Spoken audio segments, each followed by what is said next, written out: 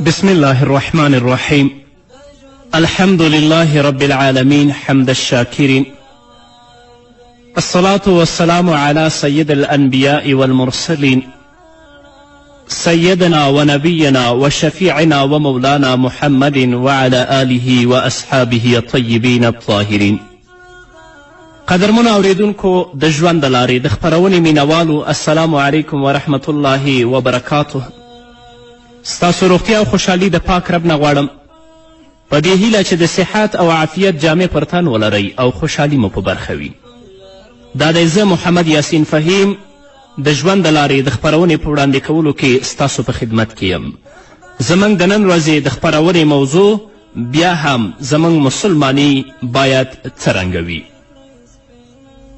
درنو اوریدونکو، په تیرو خپرونو کې موږ او تاسو واوریدل چې په ځان کې به هم بدلون راولو او د نورو د بدلون په کوشش او هڅه کې به یو، تر څو هغوی منکرات فساد پریږدي او د الله رب العزت دین طرف ته متوجه شي. زه به تاسو ته د الله رب العزت په کلام کې د مسئولیت او رغونې د احساس تلپاتې څو بیلګې وړاندې کړم. کله چې حضرت موسی علیه السلام د الله رب العزت د وحدانیت نعره پورته کړه، نو فرعون خپل قوم ته ویلې ذروني اقتل موسی ولیدعو ربه انی اخاف ان یبدل دینکم او ان یظهر فی الارض الفساد. ما پرېږدئ زه موسی وژنم او دی د خپل رب ته غږ وکړي، زه ویریږم چې دی به ستاسې دین بدل کړي یا به په هیواد کې فساد راولاړ کړي. دا د فرعونیانو عادت اوس هم د ځینې خلکو په فکر او د ځینې خلکو په مفکوره کې پروت دی، ځکه د هغوی هغه شخصي ګټې د لاسته ځي. نو یو څوک چې د الله دین ته خلک رابلي، نو د خلکو په منځ کې دا شکوک او شبهې پیدا کوي چې د دې خبرې ما اورئ چې تاسو د الله د دین نه اړوي. فرعون دا خبره د حضرت موسی علیه السلام په ضد باندې کړې وه. د فرعون په قوم کې چې یو کس په پټه ایمان راوړی و، هغه ولاړ شو ویې ویلې اتقتلون رجلا ان یقول ربی الله. آیا تاسو یو سړی صرف په دې اساس او په دې ګناه وژنئ چې هغه وایي زما رب الله دی؟ او دغه کیسه الله رب العزت دغسې پای ته رسوي فستذکرون ما اقول لکم وافوض امری الی الله. هغه سړي دا ویلې نن چې زه څه وایم ډېر ژر به هغه وخت راشي چې تاسې به هغه در یاد کړئ او خپله معامله زه الله ته سپارم. ځکه هغه په دې باندې پوهېده چې موسی علیه السلام کامیابه او خبیث فرعون چې د ده په مقابل کې درېدلی دی هغه ناکامه دی او ذلیله دی. هو درنو اوریدونکو، رغونه او جوړول دغسې دي چې د هغه څه له بدلون څخه وروسته چې لرې خپل کار الله ته وسپارې او خپل ځان په پوره ډول دغه غوښتنې ته تسلیم کړې او په هغه وخت کې د هغه پایله دغه ډول رامنځته شوه. الله وایي فوقاه الله سیئات ما مکرو. په پای کې هغو کسانو چې ډېر ناوړه دسیسې یې د هغه مؤمن په ضد په کار اچولې، الله رب العزت له هغو ټولو څخه هغه وساته. ځکه هغه ویلې فستذکرون ما اقول لکم وافوض امری الی الله. همدارنګه الله رب العزت په سورة نساء کې نهم آیت کې فرمایي ولیخشى الذین لو ترکوا من خلفهم ذریة ضعافا خافوا علیهم فلیتقوا الله ولیقولوا قولا سدیدا.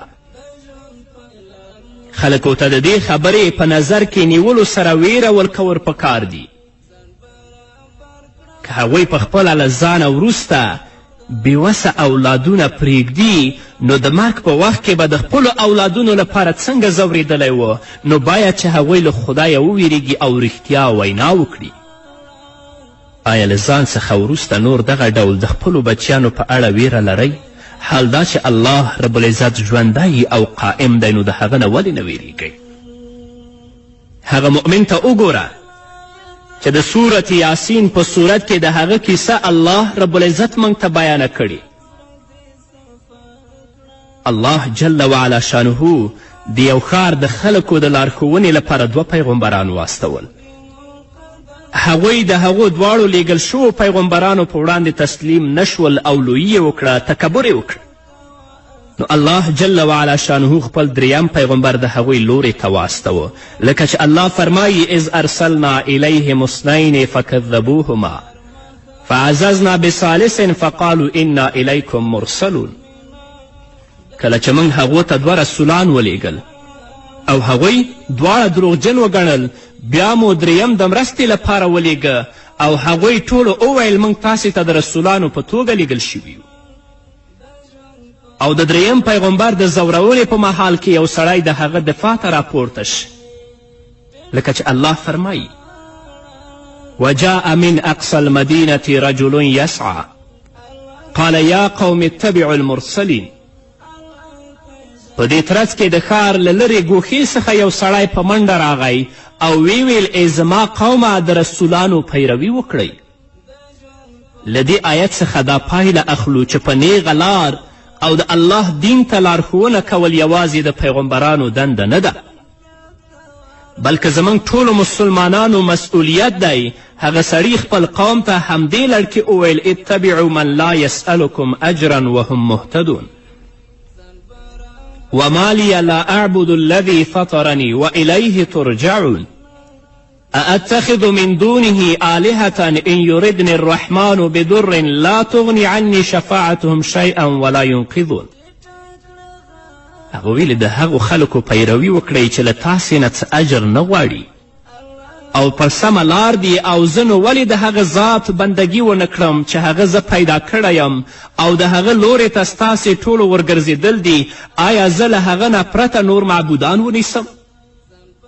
په داسې حال کې که رحمان خدای ما ته د څه زیان رسولو اراده وکړي، نو نه د هغو شفاعت ما ته څه په کار راځي او نه هغوی ما ژغورلی شي. نو ولې یوازې د یو ذات نه د نورو بتانو او د هغو معبودانو چې په خپل لاس جوړ شوي د هغو عبادت وکړم؟ او درنو اوریدونکو، په الله باندې ایمان او باور دغه ډول دی، او دا هغه ژمنه او مسئولیت منل دی چې الله جل وعلا شانه له حضرت محمد صلی الله علیه وسلم څخه مخکې او له هغه څخه وروسته د هغه په وسیله اسلامي قانون او اسلامي ملت عزت او سرلوړي ته رسولی دی. اوس له انسان څخه پرته د نورو موجوداتو په منځ کې تاسو بیلګه وګورئ، هغوی هم احساس د مسئولیت کوي. الله په سورت نمل کې فرمایي د هغه هدهد قصه کوي فمکث غیر بعید فقال احدت بما لم تحط به وجئتك من سبأ بنبأ یقین. څه زیات وخت نه و تیر شوی چې هغه راغی، ویل ما هغه معلومات ترلاسه کړي چې ستا په علم کې نشته. سلیمان علیه السلام ته وایي زه د سبا په باب له باوري خبر سره درته راغلی یم. او هغه مرغه چې هدهد و د افسوس په ښکارولو سره د هغې ډلې شرک چې خپله د هغه شاهد و دغه ډول بیانوي. الله په سورت نمل کې فرمایي انی وجدت امرأة تملكهم وأوتيت من كل شيء ولها عرش عظيم وجدتها وقومها يسجدون للشمس من دون الله وزين لهم الشيطان أعمالهم فصدهم عن السبيل فهم لا يهتدون. ما هلته یوه ښځه وموندله چې د هغه قوم حکمرانه ده، هغې ته هر راز وسایل ورکړي شوي دي او د هغې ډیر لوی تخت دی. ما هغه داسې وموندله چې هغه او د هغې قوم د الله په ځای د لمر په وړاندې سجده کوي. شیطان د هغو عملونه د هغو لپاره ښایسته کړي دي او هغوی له لارې اړولي دي، له دې امله هغوی سمه لار نه مومي. فهم لا یهتدون.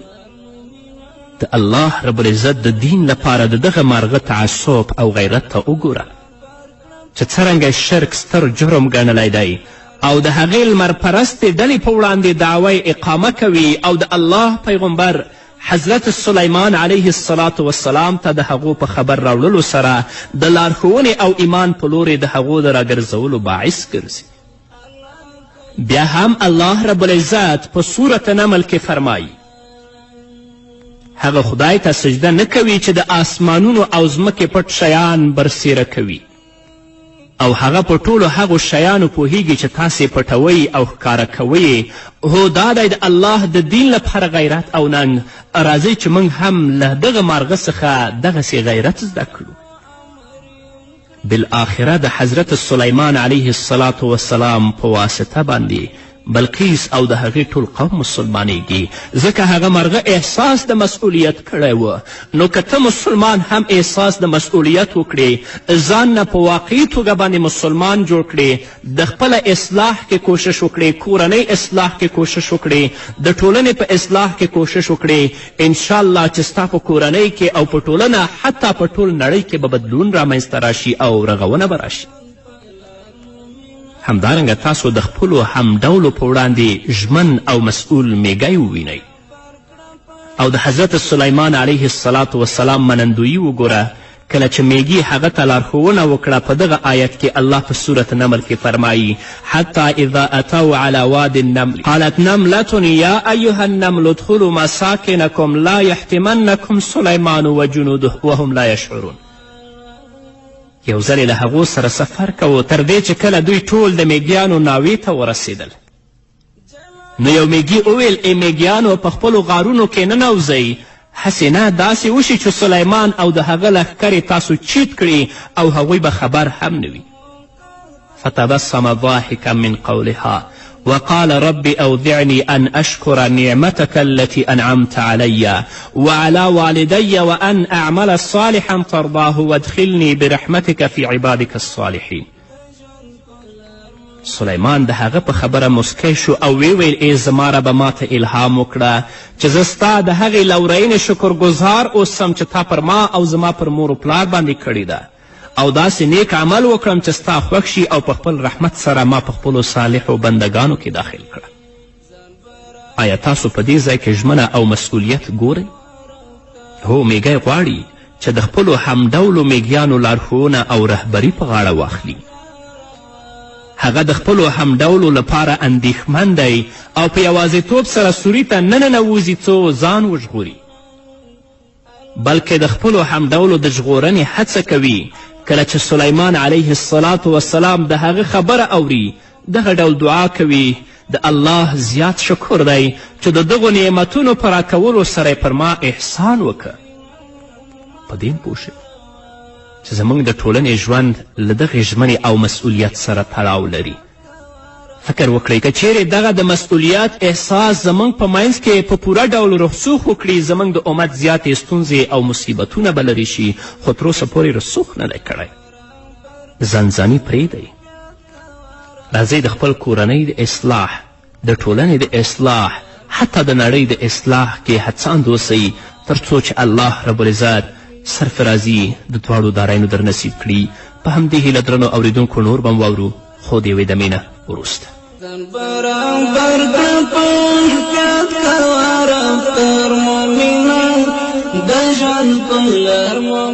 درنو اوریدونکو، بیا هم زموږ سلامونه او نیکې هیلې ومنئ. تاسو هغه مؤمن ته وګورئ چې په یوازیتوب سره له اسلام او مسلمانانو سره مرسته کولی شي.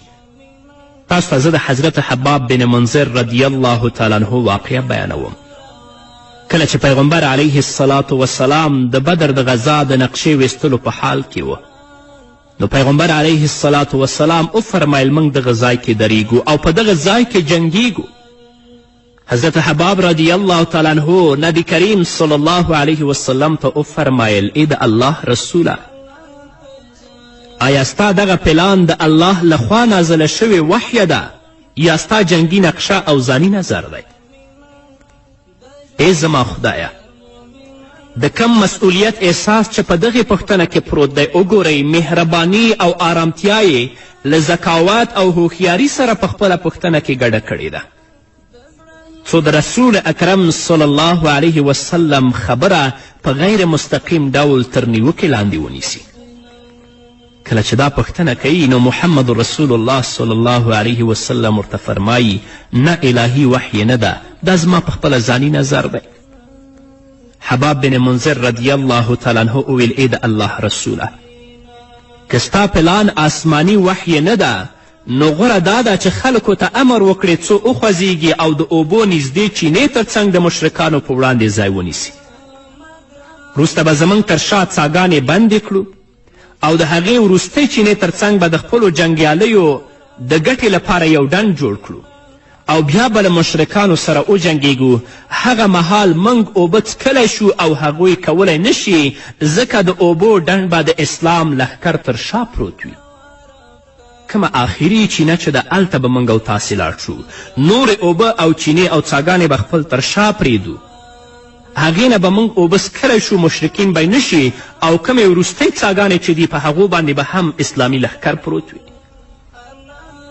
پیغمبر علیه الصلاة والسلام د هغه نظر غوره که او وی فرمایل ښه نظر دې وړاندې که.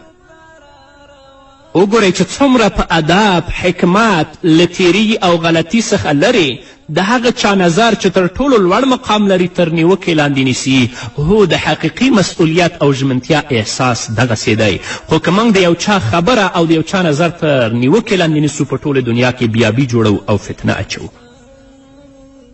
د ستر صحابي نعیم بن مسعود رضی الله تعالی عنه کیسه واوره.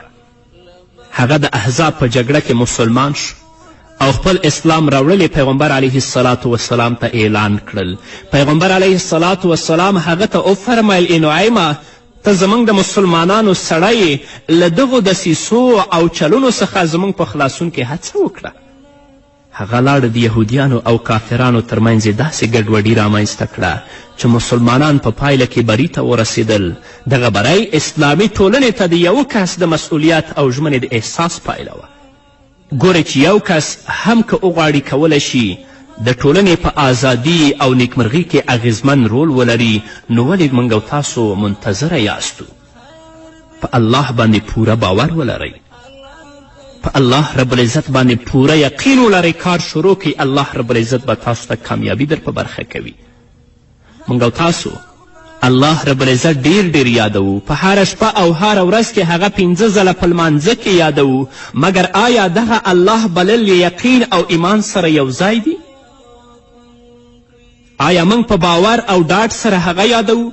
د هغه پوښتنه چې له خپل ځان څخه یې وپوښتو. پر موږ لازمه ده چې په الله خورا زیات باور ولرو، حقیقي او یقیني باور چې په الهي پیرزوینو کې د هغو په کچه او اندازه پرته له شک څخه باور ولرو او باور وکړو چې الله ځواکمن، حاضر، لیدونکی، غصناکه او زورور دی. راځئ څو خپل باور په هغه زیات کړو او هغه په یقین او ډاډ سره یاد کړو. په الله باور او ډاډ د کارونو له پایلو سره هیڅ اړیکه نه لري. موږ باید پر الله اعتماد وکړو ځکه چې هغه ځواکمن او پیاوړی دی او ټوله شته نړۍ د هغه په واک کې ده چې هر ډول وغواړي په هغې کې لاسوهنه او تصرف کوي. الله رب العزت په سورة احزاب کې فرمایي ولما رأى المؤمنون الاحزاب قالوا هذا ما وعدنا الله ورسوله وصدق الله ورسوله.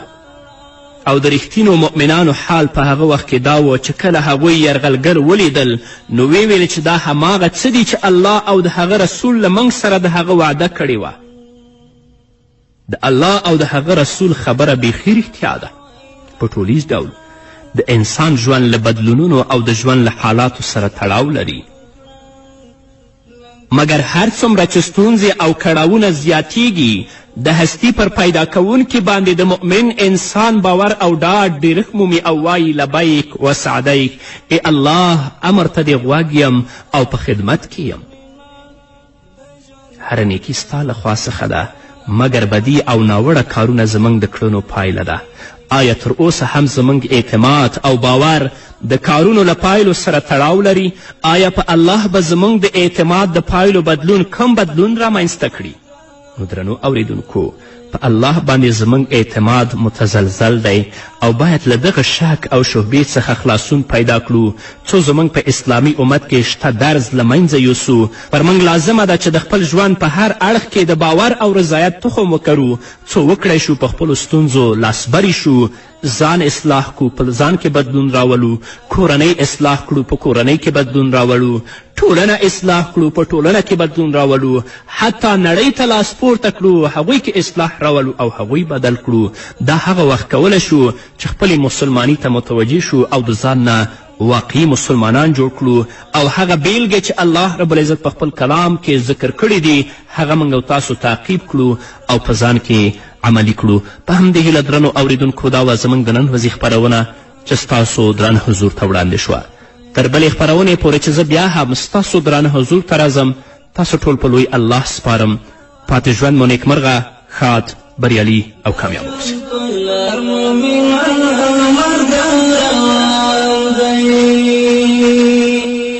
ټیټه